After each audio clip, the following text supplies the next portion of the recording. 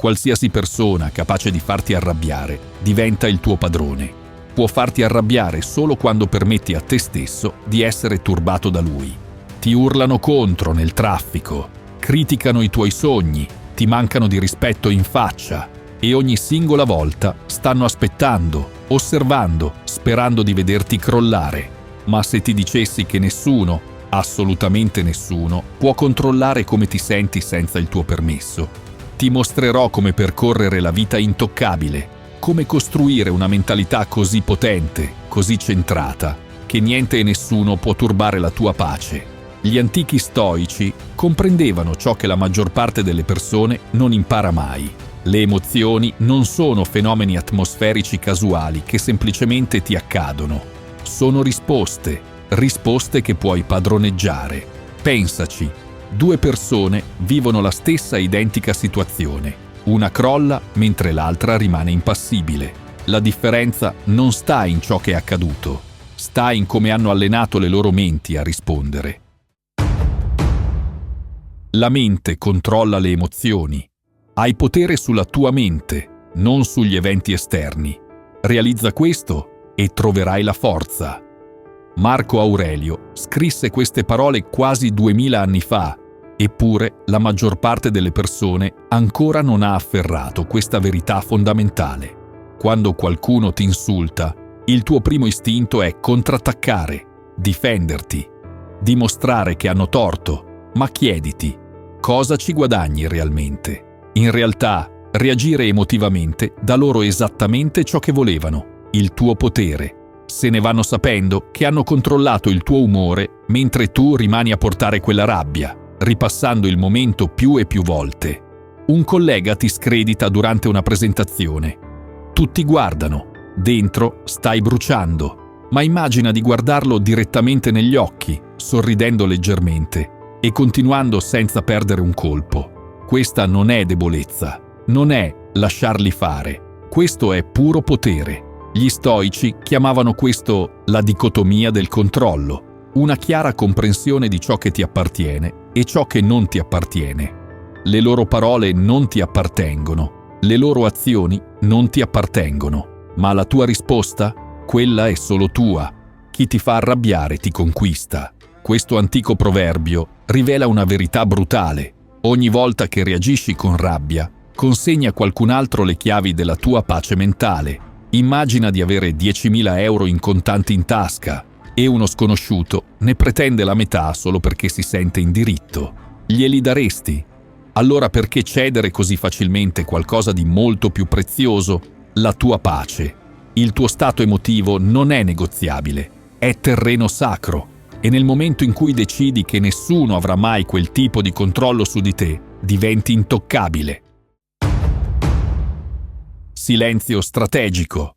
La maggior parte delle persone crede che il potere stia nell'avere l'ultima parola, nell'essere i più rumorosi, nel far sapere a tutti esattamente come si sentono. Non potrebbero essere più in errore. Abbiamo 2 orecchie e una bocca così da poter ascoltare il doppio di quanto parliamo, disse Epitteto, ma il vero potere del silenzio va oltre il semplice ascoltare più di quanto si parli.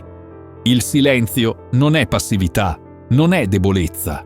È la massima dimostrazione di autocontrollo, dimostrare che sei così sicuro di te stesso che non hai bisogno di spiegare, difendere o discutere. Quando qualcuno cerca di provocarti e tu rispondi con un silenzio calcolato, diventi imprevedibile. E l'imprevedibilità è potere. Pensa all'ultima volta che qualcuno ha deliberatamente cercato di ferirti verbalmente. Ora immagina di guardarlo negli occhi, con un leggero sorriso sul viso, senza dire nulla, e andartene. Le persone che vivono per il conflitto hanno bisogno della tua reazione, è il loro carburante. Quando non dai loro nulla, nessuna parola, nessuna emozione visibile, li privi completamente del loro potere. Seneca lo disse perfettamente. Il silenzio è una lezione appresa dalle molte sofferenze della vita. Il vero potere non sta nel dimostrare qualcosa a tutti, sta nel sapere quando impegnarsi e quando elevarsi. Sta nel riconoscere che alcune persone non cercano comprensione, cercano una lite, e rifiutandoti di dargliela, hai già vinto. Filtri mentali. Fai la distinzione tra le cose che sono sotto il tuo controllo e quelle che non lo sono, scrisse Epitteto. Questo principio forma la base di come dovresti elaborare la negatività. Quando qualcuno ti critica duramente, le sue parole ti raggiungono, ma se quelle parole penetrano il tuo spirito e diventano parte della tua realtà, questo dipende interamente da te. 9 volte su 10, la negatività di qualcuno non ha nulla a che fare con te. Riguarda le loro lotte, le loro insicurezze, il loro dolore irrisolto. Immagina che qualcuno ti consegni un sacchetto pieno di immondizia. Hai 2 opzioni: prenderlo, portartelo dietro tutto il giorno, lasciando che il peso e l'odore rovinino il tuo umore, o riconoscerlo per quello che è e rifiutarti di accettarlo. È esattamente così che funziona la negatività. Puoi capire da dove proviene senza farla tua. Gli stoici praticavano questa distinzione magistralmente. Marco Aurelio si ricordava: se sei turbato da qualsiasi cosa esterna, il dolore non è dovuto alla cosa stessa, ma alla tua valutazione di essa. E questo ha il potere di revocare in qualsiasi momento. Quando il tuo collega ti scredita costantemente, riconosci che il suo comportamento riflette la sua insicurezza, non la tua capacità. Comprendilo, ma non interiorizzarlo. Una persona veramente in pace non va in giro cercando di rubare pace agli altri. Solo le persone ferite cercano di ferire gli altri. Solo gli insicuri cercano di far sentire piccoli gli altri. Comprendendo questo, crei un filtro mentale che ti permette di elaborare la negatività senza assorbirla. E questo è ciò che ti rende intoccabile. Proteggere la tua tranquillità. La felicità della tua vita dipende dalla qualità dei tuoi pensieri, scrisse Marco Aurelio. Comprendeva che la pace non è qualcosa che il mondo ti dà, è qualcosa che crei e proteggi dall'interno. Ogni giorno le persone ti metteranno alla prova, cercheranno di trascinarti nel loro dramma, nel loro stress, nella loro negatività, ma tu hai una scelta: partecipare o allontanarti. Gli stoici vedevano la mente come una cittadella interiore, una fortezza che, quando adeguatamente difesa, non può essere violata da forze esterne. Epitteto insegnava: fai in modo che il tuo obiettivo sia costruire una fortezza interiore che nessuna circostanza esterna possa disturbare. Non tutti meritano accesso alla tua energia. Non ogni discussione merita la tua attenzione. Non ogni battaglia ha bisogno di essere combattuta. Quando stai per essere trascinato nel caos di qualcun altro, chiediti: è essenziale? Merita spazio nella mia cittadella interiore? La maggior parte delle volte la risposta è no. Non si tratta di evitare tutti i conflitti o fingere che i problemi non esistano. Si tratta di essere strategici. Si tratta di scegliere battaglie che contano e lasciare andare quelle che non contano. Come saggiamente notò Seneca, soffriamo più spesso nell'immaginazione che nella realtà. La maggior parte di ciò che disturba la tua pace non è ciò che sta accadendo. È la tua interpretazione di ciò che sta accadendo. Il giorno in cui decidi di smettere di spiegarti, di smettere di dimostrare qualcosa, di smettere di dare la tua energia a cose che non servono alla tua crescita, quello è il giorno in cui diventi libero. Concentrazione incrollabile. Le distrazioni sono i nemici della grandezza. Ogni giorno qualcosa cercherà di allontanarti dal tuo scopo, negatività dagli altri, dubbi da dentro, o il comfort seducente di ciò che è facile. Gli stoici comprendevano intimamente questa battaglia. Seneca scrisse: non è che abbiamo poco tempo per vivere, ma che ne sprechiamo molto. La tua concentrazione determina la tua realtà e la maggior parte delle persone fallisce non per mancanza di talento, ma per mancanza di concentrazione. Quando Epitteto disse: mantieni la tua attenzione concentrata su ciò che è veramente di tua competenza, stava fornendo la formula definitiva per il successo. Non tutti devono capire il tuo scopo, non tutti ti sosterranno, non tutti vedranno la tua visione. E va perfettamente bene, perché il tuo scopo non è stato dato a loro, è stato dato a te. Troppe persone passano più tempo a spiegare i loro sogni che a lavorarci. Sprecano energia cercando convalida invece di creare risultati. Ma come consigliava Marco Aurelio, Concentrati ogni minuto sul fare ciò che hai davanti con precisione e genuina serietà. Il successo è l'unica spiegazione di cui avrai mai bisogno. La tua disciplina deve prevalere sui tuoi sentimenti. Alcuni giorni ti sentirai inarrestabile, altri giorni ti sentirai sconfitto.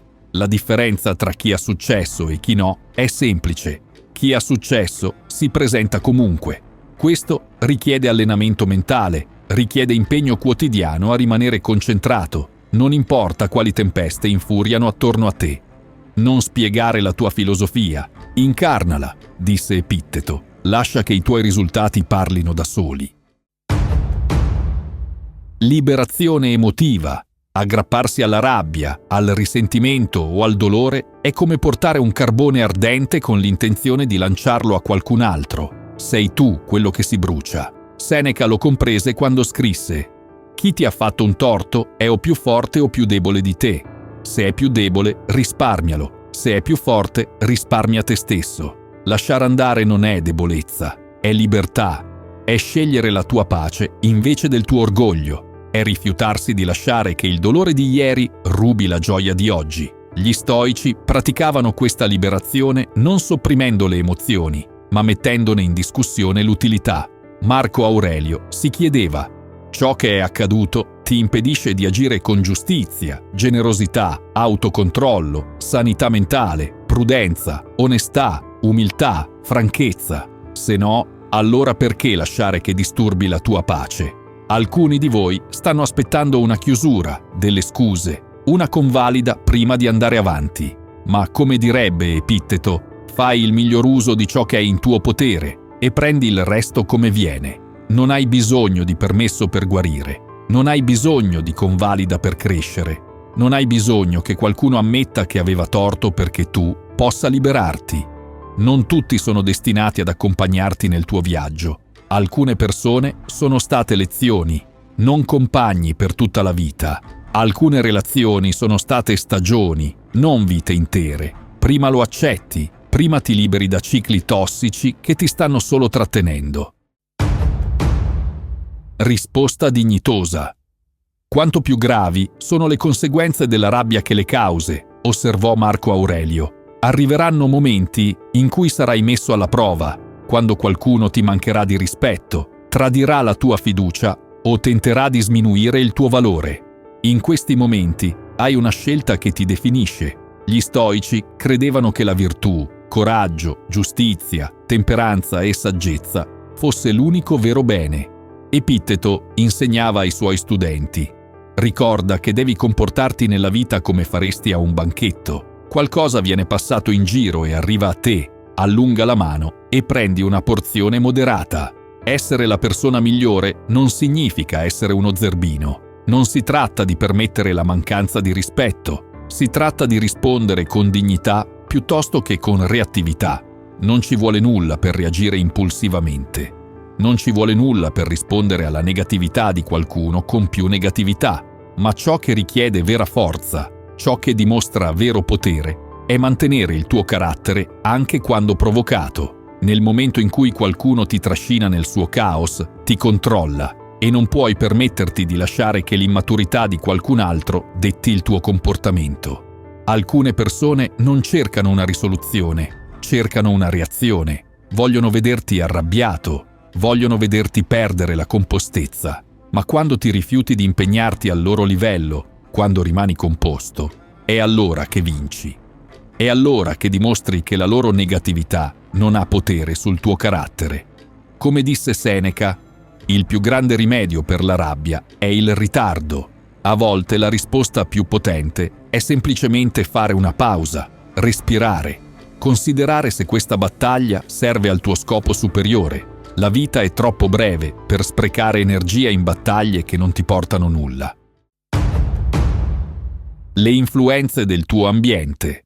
Associati con persone che probabilmente ti miglioreranno, consigliava Seneca. Il tuo ambiente ti plasma più di quanto tu realizzi. Le conversazioni che intrattieni, l'energia che permetti nel tuo spazio, tutto influenza la tua mentalità. Gli stoici comprendevano che mentre non possiamo sempre controllare le nostre circostanze, possiamo essere intenzionali riguardo a quali influenze permettiamo nelle nostre vite. Guardati intorno. Con chi passi più tempo? Che energia portano? Ti elevano o ti prosciugano? Ti spingono verso l'eccellenza o ti trascinano nella mediocrità? Diventi ciò di cui ti circondi. Se sei costantemente circondato da negatività, dubbi e lamentele, quei modelli di pensiero alla fine diventeranno i tuoi. Ma se sei circondato da crescita, possibilità e azione, salirai a quel livello. Questo principio si estende oltre le persone a tutto ciò che consumi, i libri che leggi, i contenuti che guardi, le conversazioni in cui ti impegni. Come notò Marco Aurelio, l'anima si tinge del colore dei suoi pensieri. Sii implacabilmente selettivo riguardo a ciò che permetti nella tua mente. Non tutti meritano accesso al tuo spazio mentale. Non ogni opinione merita la tua attenzione. La tua energia è un bene prezioso e se qualcuno porta costantemente negatività senza aggiungere valore, hai ogni diritto di creare distanza, senza sensi di colpa, senza spiegazioni. Il tuo futuro è troppo importante per essere appesantito da negatività non necessaria. Allenamento mentale. Hai potere sulla tua mente, non sugli eventi esterni.